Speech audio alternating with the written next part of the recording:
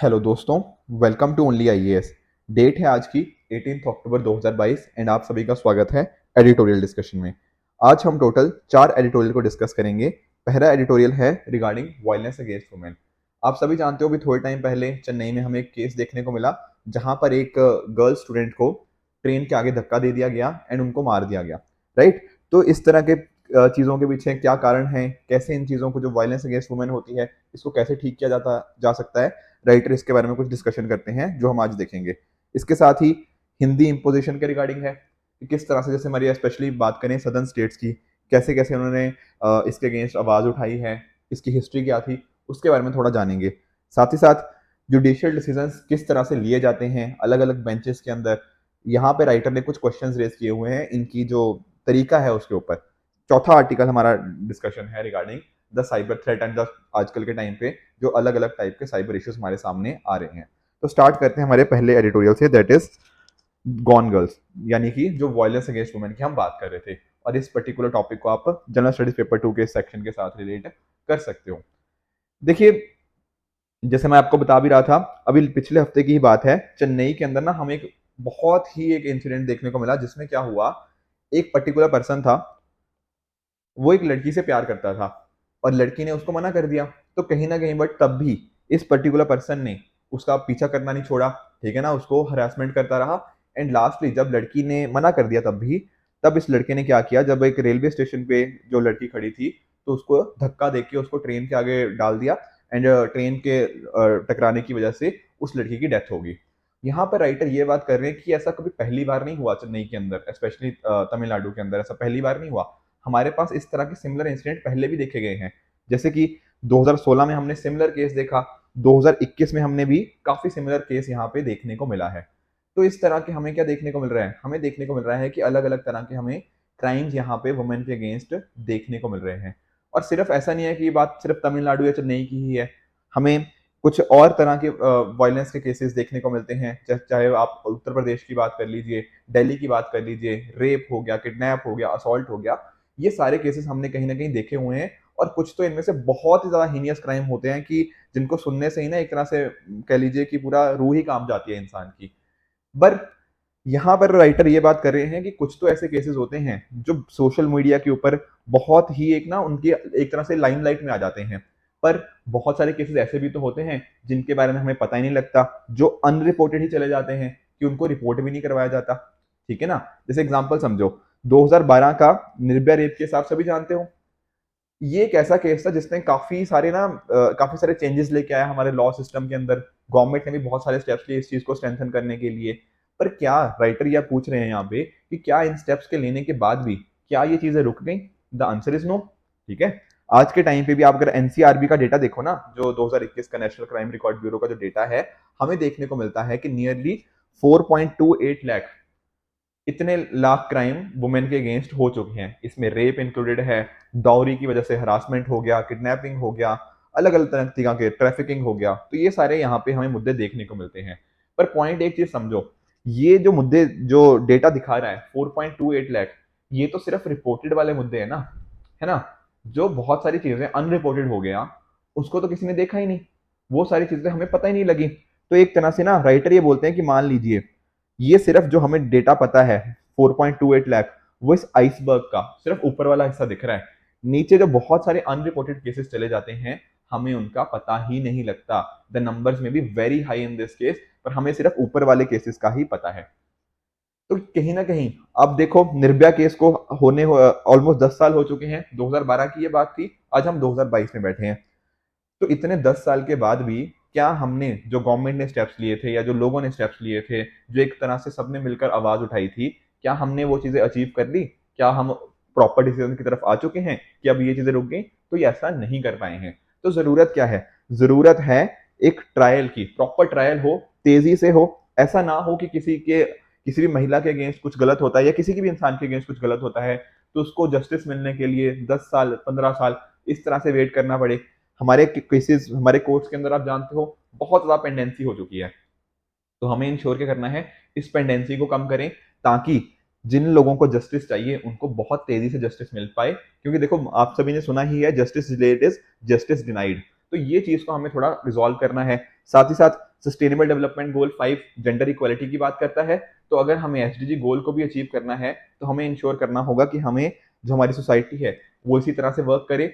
इसके साथ ही राइटर ये भी बात कर रहे हैं कि जीरो टॉलरेंस पॉलिसी ही हमें चाहिए होगी, तभी ये जो वायलेंस अगेंस्ट वुमेन, अलग अलग प्रकार की वायलेंस होती है, चाहे आप उसमें रेप देख लो, किडनैपिंग देख लो, डॉरी हरासमेंट देख लो, या इवन आज के टाइम पे ना ऑनलाइन हरासमेंट भी आप देखने को मिलता है। टेक्नोलॉजी के आने से नेगेटिव भी तो हुए, ठीक है, साइबर बुलिंग हो गया, ये सारी चीजें हमें देखने को मिली हैं, ट्रैफिकिंग हो गया। ये सारी चीजों को अगर टैकल करना है ना तो राइटर बात कर रहे हैं जीरो टॉलरेंस पॉलिसी की, और साथ ही साथ स्पीडी जस्टिस की उनको मिले, तभी हम ये जो हमारी गॉन गर्ल्स वाला केस हमें देखने को मिलता है ना, इतनी वायलेंस अगेंस्ट वुमेन जो इश्यूज हमें देखने को मिलते हैं, इनको हम टैकल कर सकते हैं। तो ये तो हो गया हमारा पहला एडिटोरियल। चलते हैं सेकंड एडिटोरियल की तरफ। दूसरा एडिटोरियल डिस्कस करता है हिंदी इंपोजिशन के बारे में, और उसको आप जीएस पेपर 2 के इस कंपोनेंट के साथ रिलेट कर सकते हो। देखिए हुआ क्या है, दरअसल पार्लियामेंट्री कमीशन की जो रिपोर्ट है, parliamentary committee on official language, इनकी रिपोर्ट के हिसाब से क्या है कि हमें क्या करना चाहिए, हमें हिंदी को यूज करना चाहिए as a medium of instruction in central institution of higher education.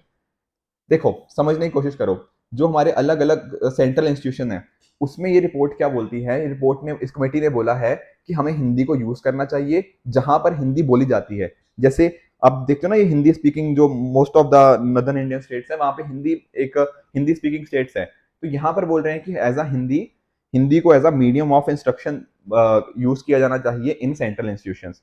But जो नीचे वाली स्टेट्स हैं, नीचे वाली कहने का मीनिंग मेरा जो नॉन हिंदी स्पीकिंग स्टेट्स हैं, वहां पर क्या होना चाहिए, वहां पर हमें रीजनल लैंग्वेजेस के अंदर ये जो अलग अलग तरह की मीडियम ऑफ इंस्ट्रक्शंस हैं ये दी जानी चाहिए। अब बहुत सारे लोग ना ऐसा बोल रहे हैं कि ये जो हमारी गवर्नमेंट है, भारतीय जनता पार्टी की जो गवर्नमेंट है, ये कोशिश क्या कर रही है, ये कोशिश कर रही है कि हिंदी को इम्पोज किया जाए नॉन हिंदी स्पीकिंग पीपल के ऊपर, उसको फोर्सिबली लोगों के अंदर डालने की कोशिश करी जा रही है। और स्पेशली देखो जो मेजर क्रिटिसिज्म आया है वो आया है हमारी जो केरला की स्टेट होगी और तमिलनाडु की स्टेट होगी, वहां के दोनों जो चीफ मिनिस्टर्स हैं उन्होंने अपनी अपनी आवाज उठाई है। अब यहाँ पर देखो राइटर बात करते हैं कि ऐसा पहली बार तो हुआ नहीं, ये बातें तो बहुत लंबे टाइम से बात होती जा रही है। जैसे कि आप देख लो, जब हमारा संविधान बन रहा था तब हिंदी को वोट किया गया कि ऑफिशियल लैंग्वेज होगी, पर साथ ही साथ जब हमने इसके अगेंस्ट थोड़ा रेजिस्टेंस देखा तो इंग्लिश को भी बोला गया कि इंग्लिश भी 15 साल तक ऑफिशियल लैंग्वेज की तरह कंटिन्यू रहेगी। बट एट द इन 1959 के आसपास क्या हुआ, बहुत सारे एंटी हिंदी एजिटेशन हमें देखने को मिले, स्पेशली सदर्न स्टेट्स के अंदर। तब हमारे प्राइम मिनिस्टर जो थे जवाहरलाल नेहरू जी, उन्होंने ये बोला कि इंग्लिश भी कंटिन्यू रहेगी जब तक नॉन हिंदी पीपल इसको चाहते हैं, ठीक है ना। तो हिंदी के साथ साथ इंग्लिश को भी हमने ऑफिशियल लैंग्वेज की तरह माना।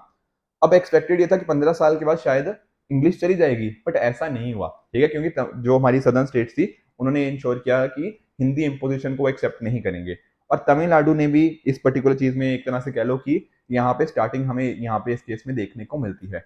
ऑल तो देखो जो हमारे राजा जी थे, दैट इज सी राजगोपालाचारी जी, इन्होंने हिंदी को कंपलसरी बनाया था सेकेंडरी स्कूल्स के अंदर, पर उसी टाइम पे जस्टिस पार्टी के जो ईवी रामास्वामी जी थे, इन्होंने इसके अगेंस्ट एक तरह का एजिटेशन स्टार्ट किया, एंड उसके बेसिस पे हिंदी को क्या हुआ, हिंदी को ऑप्शनल किया गया। ऐसा नहीं था कि हिंदी को कंपलसरी कर दिया गया, नहीं, हिंदी को ऑप्शनल किया गया।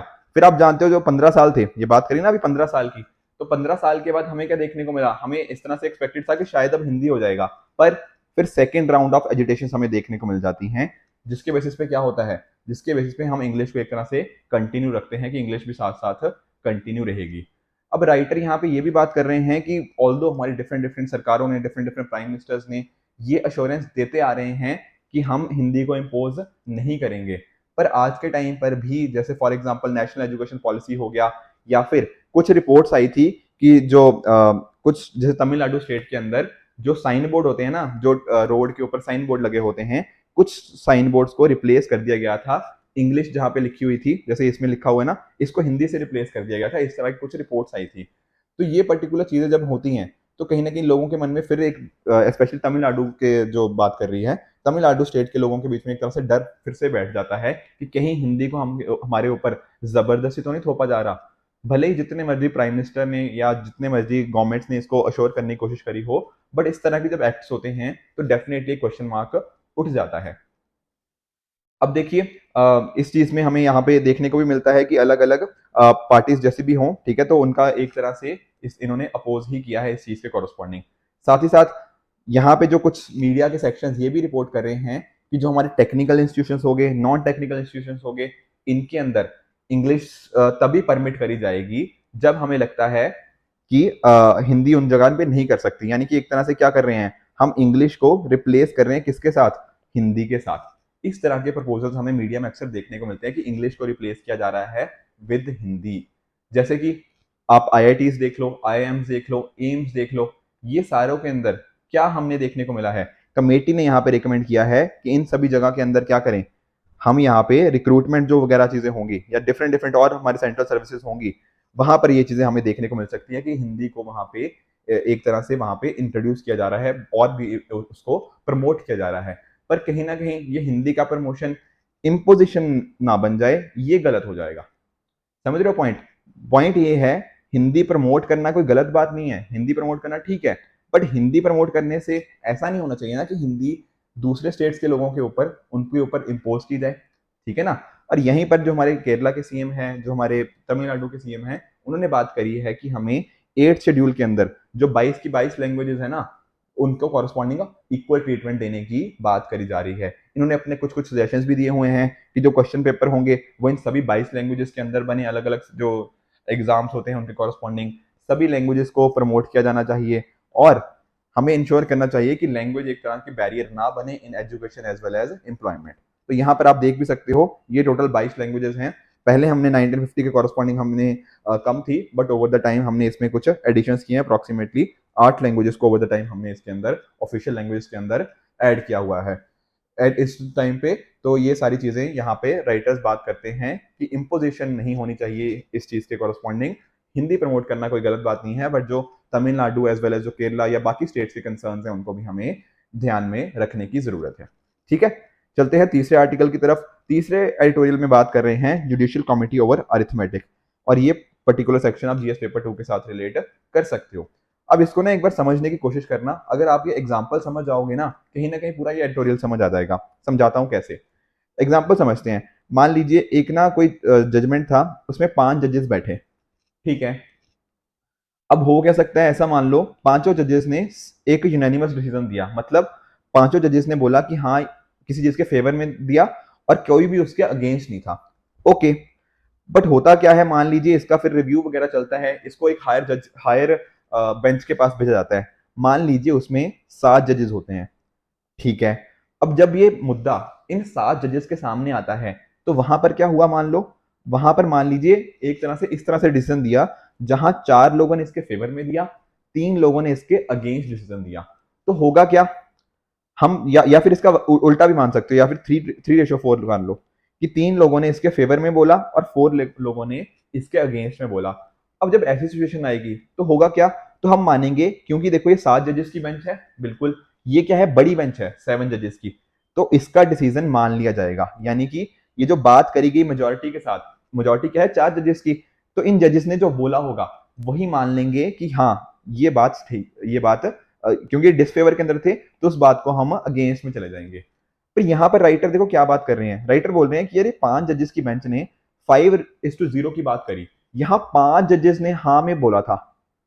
अब भले ही हमने एक बड़ी बेंच बना दी 7 जजेस की, पर हमारे पास डिसफेवर में सिर्फ 4 लोग हैं, तो यहाँ पर तो 5 जजेस ने फेवर में बोला था, आप ये 4 जजेस के डिसफेवर कैसे हो गया?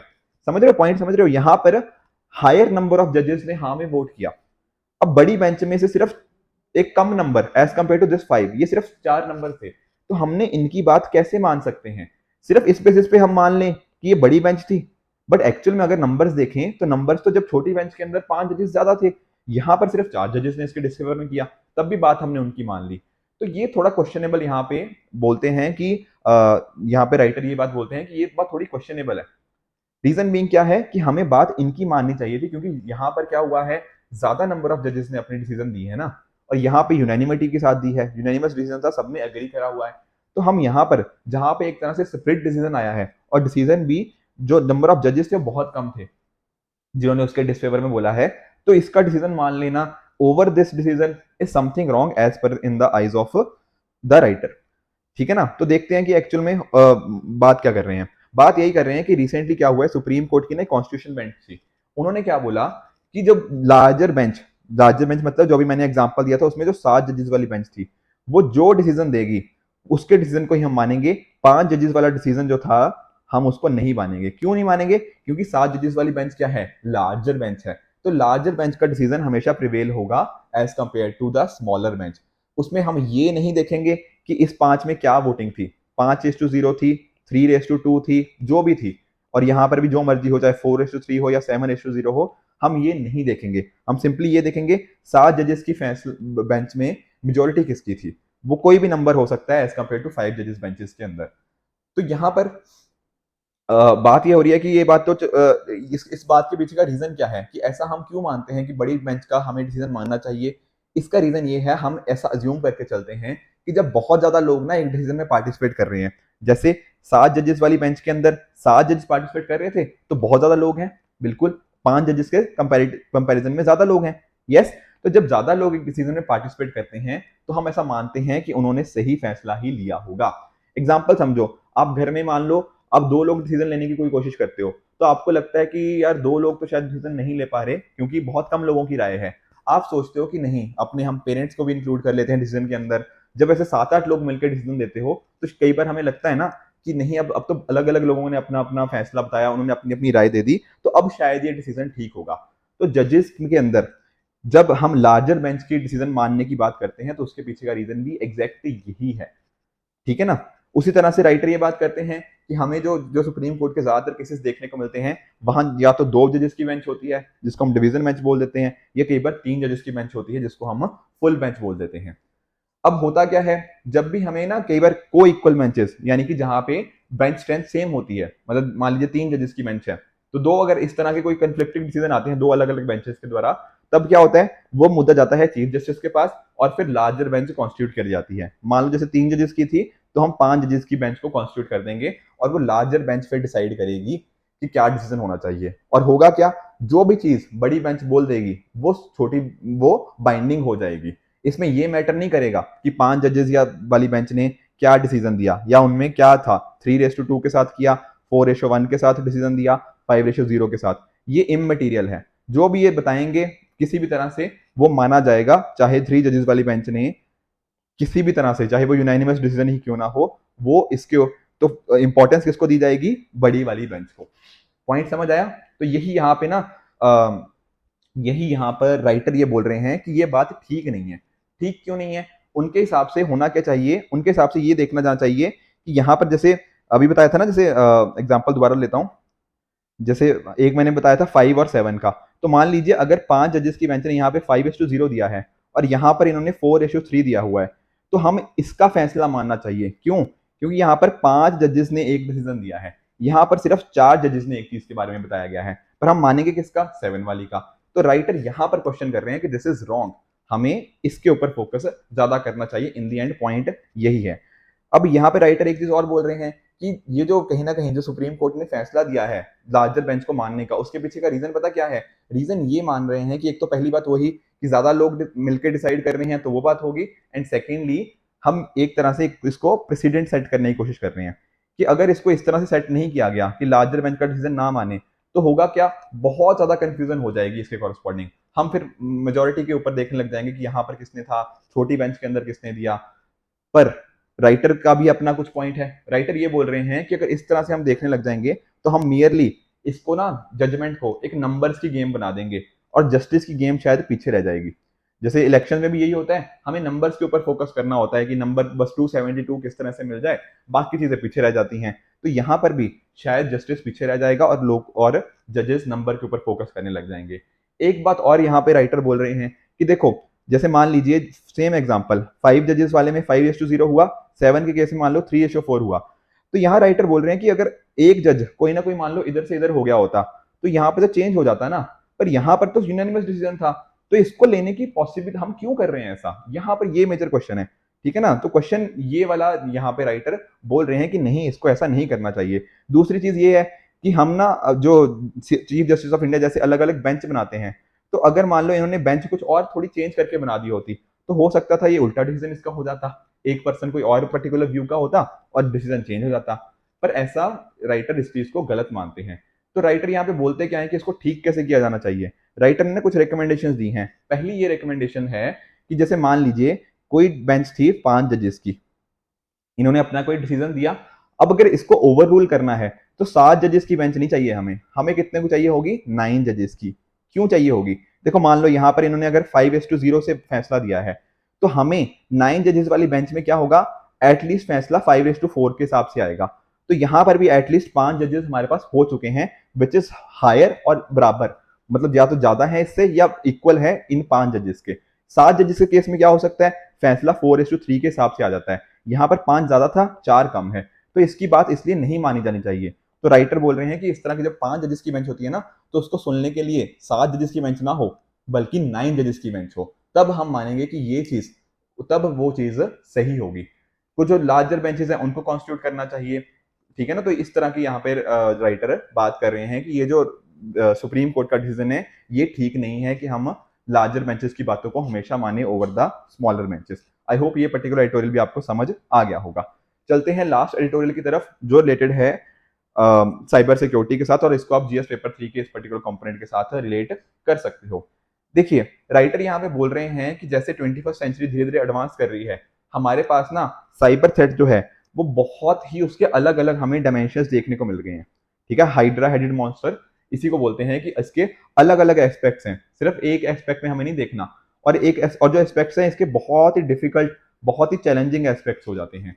जैसे एग्जांपल सोचो, हमें सिर्फ अक्सर लगता है कि साइबर सिक्योरिटी या साइबर थ्रेट्स जो हैं वो मेजरली मिलिट्री डायमेंशन में होते हैं, पर ऐसा नहीं है। हमारी जो सिविलियन लाइफ है उस पर भी इसका मेजर इम्पैक्ट देखने को मिलता है। इवन देखो जैसे यहाँ पर राइटर बात भी कर रहे हैं कि अगर हम देखें रशिया यूक्रेन कॉन्फ्लिक्ट की, तो यहाँ पर भी हमें अलग अलग चीजें देखने को मिली हैं, जहां पर हुआ क्या है कि हमने कुछ तरह के पोटेंशियल क्राइसिस हॉट जोन्स की बात कर रही है। जैसे एग्जांपल समझाता हूँ, देखो रशिया यूक्रेन का क्राइसिस जब आपने सुना होगा तो आपने सुना होगा कि इसने यहाँ पे इतनी मिसाइल्स छोड़ दी, या फिर इस पर्टिकुलर कंट्री ने कुछ एक जोन के ऊपर लड़ाई कर दी, या कुछ आप अलग अलग एरियाज की बातें सुनते होंगे कि वहां पर आर्म कॉन्फ्लिक्ट बहुत ज्यादा चल रहा है, उसको क्या बोल देते हैं, हॉट जोन। पर क्या आपको बहुत ज्यादा न्यूज में ये सुनने की बात मिली कि यहाँ पे इस तरह से साइबर अटैक हो गया? नहीं सुनने को मिली ना, क्योंकि हम इन चीजों को अक्सर इग्नोर कर देते हैं, हम इन चीजों की इंपॉर्टेंस को नहीं समझ पाते। राइटर ये भी बात बोलते हैं कि ऑल्दो ऐसा नहीं है कि जो साइबर क्राइम्स हैं इसके बेसिस पे हम कहीं ना कहीं इसकी डिसीजन देख लेंगे कि रशिया यूक्रेन क्राइसिस कौन जीतेगा, पर इतना भी हम इग्नोर नहीं कर सकते कि ये एक इंपॉर्टेंट कंपोनेंट इस वॉर में प्ले कर रहा है। तो इसकी इंपॉर्टेंस समझना बहुत ज्यादा जरूरी है। पर लोगों के अंदर क्या है इसके कॉरस्पॉन्डिंग, लैक ऑफ अवेयरनेस। हमारी जो अलग अलग कंट्रीज की आर्मीज हैं, जो उनके जो ठीक है ना मिलिट्री एरियाज हैं, उनको भी इसकी इंपॉर्टेंस कहीं ना कहीं समझने की जरूरत है। इवन राइटर यहाँ पे ग्रे जोन ऑपरेशंस की भी बात करते हैं। तो देखो ग्रे जोन ऑपरेशन की, वैसे तो जो ग्रे जोन होता है उसकी कोई एक सिंगल डेफिनेशन तो नहीं है, ठीक है, इसकी कोई प्रॉपर डेफिनेशन नहीं है, पर जनरली हम उस तरह से बात करते हैं जब कहीं ना कहीं एक तरफ होता है हमारे पास पीस, और वॉर के बीच के जो एक तरह से जो अलग अलग एक्टिविटीज होती है ना उसको बोल देते हैं। ऐसा भी नहीं है कि देखो लड़ाई डायरेक्टली हो रही है, नहीं, बट छुपते छुपाते एक तरह से कह सकते हो कि जैसे कुछ इकोनॉमिक एक्टिविटीज के थ्रू हमने सामने वाली कंट्री को थोड़ा वीक कर दिया, या फिर हमने कुछ साइबर अटैक्स कर दिए उसके बेसिस पे सामने वाली कंट्री को थोड़ा वीक कर दिया, कुछ वहां पे डिस इन्फॉर्मेशन रिगार्डिंग कुछ कैंपेन्स चला दिए। तो किसी ना किसी तरह से हम क्या करने की कोशिश कर रहे हैं, हम सामने वाले एनिमी को या तो डिस्टेबलाइज या उसको कमजोर करने की कोशिश कर रहे हैं। ऐसा नहीं कि हम उनके ऊपर अटैक कर रहे हैं, डायरेक्ट अटैक नहीं है ये, बट कहीं ना कहीं हम उनकी जो कैपेबिलिटीज हैं उनको कम करने की कोशिश कर रहे हैं, और साइबर अटैक भी इनमें एक मेजर चैलेंज हमारे सामने बनकर आ जाता है, जो ये तरीका हो सकता है। यहाँ पर जो हमारे लेफ्टिनेंट जनरल राजेश पंत जी हैं उनका भी ओपिनियन बताया गया है कि वो किस तरह से देखते हैं जो साइबर सिक्योरिटी हो गया, उसमें अलग अलग हमारे सिस्टम्स आ जाते हैं, अलग अलग इंफॉर्मेशन कम्युनिकेशन टेक्नोलॉजी, और ये बहुत ही एक हमारा क्रिटिकल एस्पेक्ट है। देखो जैसे फॉर एग्जांपल हमने पास्ट में देखा भी है कि कुंदाकुलम जो हमारा न्यूक्लियर प्लांट था उसके ऊपर हमने साइबर अटैक्स होते हुए देखे हैं। हमारे जो अलग अलग कंट्री के डैम्स हैं उनके, जैसे आई थिंक टेरी डैम के ऊपर भी थोड़े टाइम पहले एक साइबर अटैक हुआ था। तो इस तरह के कुछ ना कुछ अटैक्स होते रहते हैं जो हमारे इंडिया के क्रिटिकल इन्फॉर्मेशन के लिए बहुत ही ज्यादा हार्मफुल है, एंड ओवर द टाइम क्या हो सकता है, इससे जो हमारी कंट्री की कैपेबिलिटीज हैं उनको नुकसान हो सकता है, ठीक है। पर राइटर ये बात बोल रहे हैं कि थोड़ा सा इसके रिगार्डिंग हमें काम करने की जरूरत है, हमें अवेयरनेस होनी चाहिए इन चीजों के कॉरस्पॉन्डिंग क्या क्या चीजें, नए नए थ्रेट कौन से आ रहे हैं, एंड एक एग्जाम्पल देखिए तो आईआईटीज की बात कर रहे हैं यहाँ पे कि जो एग्जाम्स होते हैं ना, जो जेई का एग्जाम होता है, ज्वाइंट एंट्रेंस एग्जामिनेशन आईआईटीज के लिए, उसके ऊपर भी हैकिंग हुई है रशियंस के द्वारा, ठीक है ना, रशियन एक पर्सन के द्वारा। तो ये सारी चीजें, साइबर अटैक्स इनके ऊपर होने को देखने को मिलते हैं। तो राइटर ये बात कर रहे हैं कि सिर्फ हमें ना एक छोटा सा हिस्सा इसका पता है, पर बहुत सारे एक्चुअल में साइबर अटैक्स आज के टाइम पर चल रहे हैं। ठीक है, तो इस तरह की जब इंसिडेंट्स हमें देखने को मिलते हैं कि आईआईटी जो इंडिया का एक बहुत ही प्रेस्टिजियस, बेसिकली जेई की बात कर रहा हूँ, ज्वाइंट एंट्रेंस एग्जाम, वो जो होता है बहुत ही इंडिया का प्रेस्टिजियस एग्जाम है, बिल्कुल। और इस तरह के एंट्रेंस एग्जाम के ऊपर इस तरह की चीजें होना इंडिया की जो वर्ल्ड में इमेज है उसको तो इम्पैक्ट कर ही रहा है, बट कहीं ना कहीं दिखाता है कि आज भी इंडिया काफी वल्नरेबल है इन चीजों को कॉरस्पॉन्डिंग।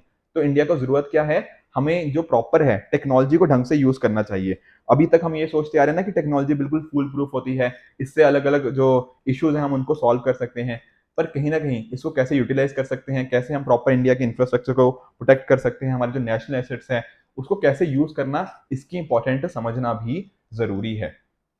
ठीक है, और साथ ही साथ हमें प्रॉपर नीश सॉल्यूशंस ढूंढने की जरूरत है। एक तरह से बोल लीजिए कि टेलर मेड सॉल्यूशन, अलग अलग सिचुएशन हर जगह अलग होती है, तो प्रॉपर हमारे पास उस तरीकों को किस तरह से टैकल करना है, इस चीज की जानकारी अच्छे से होनी चाहिए। ये सारे जो अलग अलग हमारी बॉडी बनाई हुई ना, जैसे आप जानते हो computer emergency response team Indian का जी है, उसी तरह से क्रिटिकल इन्फॉर्मेशन के लिए हमारी बॉडीज चल रही हैं, हमारे आईटी एक्ट के अंदर अलग अलग प्रोविजन है इन्फॉर्मेशन टेक्नोलॉजी के अंदर, हमने नेशनल साइबर सिक्योरिटी पॉलिसी बनाई हुई है। इस तरह के जो अलग अलग स्टेप्स ले रहे हैं ना, तो इनमें आपस में एक तरह से अच्छे से कोऑर्डिनेशन हो, तभी हम इंश्योर कर सकते हैं कि इसको हर डायमेंशन में इंडिया टैकल कर सकता है। जैसे मैं बता भी रहा था आपको रशिया यूक्रेन क्राइसिस के बारे में, तो उसी चीज की बात करी गई है कि देखो जो जो एक तरह से बोल लीजिए कि यूक्रेन ऑल दो थोड़ी वीक कंट्री लगती है रशिया के सामने, बट कहीं ना कहीं उन्होंने भी अपने अपने इस चीज में स्टेप्स लिए हैं ताकि वो साइबर सिक्योरिटी रेस में आगे बढ़ पाए। ठीक है ना, वहां पे इंफॉर्मेशन कम्युनिकेशन के रिगार्डिंग उन्होंने इश्यूज क्रिएट किए हुए हैं, और इसका रशिया को कुछ हद तक नुकसान भी हुआ है। राइटर ये भी बोल रहे हैं कि इसका शायद हो सकता है, ऐसा नहीं है कि यूक्रेन रशिया को हरा देगा साइबर सिक्योरिटी को यूज करके, बट ये जरूर है कि रशिया की कैपेबिलिटीज को उन्होंने कम जरूर कर दिया है इन चीजों के कॉरस्पॉन्डिंग। इसके साथ ही एक मेजर और इशू पड़ता है कहीं ना कहीं, जो रिलेट करता है हमारे पॉलिटिकल एस्पेक्ट के अंदर, जैसे कि आप लोगों ने सुना होगा कि कैम्ब्रिज एनालिटिका केस, जहां पर क्या था, इस पर्टिकुलर डेटा वगैरह को यूज करके जो 2016 के इलेक्शंस हुए थे यूएस के अंदर, ट्रंप और हिलरी क्लिंटन के बीच में, तो वहां पर ऐसा देखने को मिला था कि वहां पर इस पर्टिकुलर कैम्ब्रिज एनालिटिका ने उसको यूज किया था और पॉलिटिकल रिजल्ट को इम्पैक्ट किया था। तो ये सारी चीजें क्या दिखाती हैं, कहीं ना कहीं साथ में फेसबुक का डेटा को मैनिपुलेट करना, ये क्लियरली दिखाता है कि साइबर स्पेस में या साइबर एरियाज के अंदर हमें बहुत अभी काम करने की जरूरत है, चाहे वो पॉलिटिकल डिमेंशन हो, जोग्राफिकल डिमेंशन हो, या अलग अलग जो भी डिमेंशन हो। तो बहुत सारे हमारे पास रिस्क आ जाते हैं, हमें उन रिस्क को अच्छे से टैकल करने की जरूरत है। नॉन स्टेट एक्टर्स भी आजकल इस तरह की स्ट्रेटेजीज में इन्वॉल्व हो रहे हैं, तो डेफिनेटली एक मेजर थ्रेट इंडिया को फेस होता है, या ओवरऑल पूरे वर्ल्ड को भी फेस होता है। तो जरूरत क्या है, एक तरह से प्रॉपर हमारे पास रूल्स हों, प्रॉपर प्रैक्टिसेस हों, ताकि ये जो साइबर थ्रेट्स की वजह से एक तरह की अनार्की आ चुकी है, केओस आ चुका है पूरी दुनिया के अंदर, हम उनको टैकल कर पाए। Proper rules, laws and regulations की हमें यहाँ पर जरूरत है। ठीक है ना, तो आई होप आपको ये पर्टिकुलर एडिटोरियल भी समझ आया होगा। चारों एडिटोरियल काफी हमने डिटेल में जानने की कोशिश करी है, तो आई होप आपको आज का लेक्चर अच्छा लगा होगा। इसी तरह से आप भी अपने एंड पे हार्डवर्क करते रहिए। Goodbye and good luck.